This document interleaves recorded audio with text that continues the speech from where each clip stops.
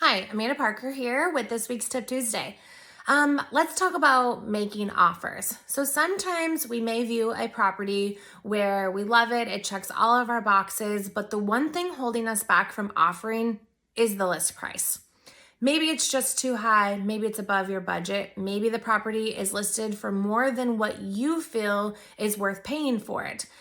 I've been in a situation recently where it's been expressed to me by a buyer that, hey, you know what? I'd love to offer on that property, but I don't want to offend the seller. But my best tip for you is to offer on the property. I'm not telling you to go around and make lowball offers, but the reason that I'm telling you just to go in with whatever you feel is appropriate is that sometimes you're not actually offending the seller. The times that sellers get offended is when they have an emotional tie to the property and they feel that it's worth more because of certain emotional ties.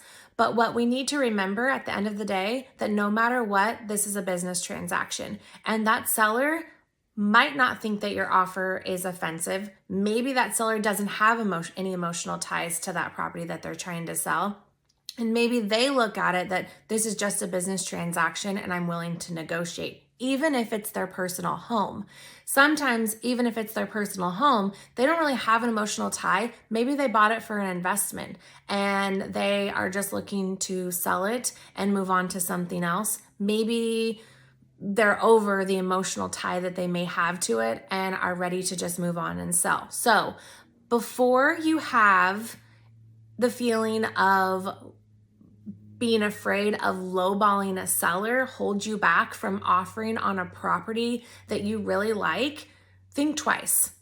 Go back and think to yourself, this is a business transaction and we're not in it to hurt anyone's feelings. At the end of the day, a property is only worth what a buyer is willing to pay for it. If that seller doesn't like your offer, they're always going to counter back. Now, sometimes they don't.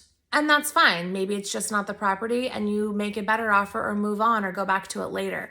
But just remember that you sometimes, if by offering less, you're not always offending somebody. And don't let that be a roadblock from offering on your new potential home or property.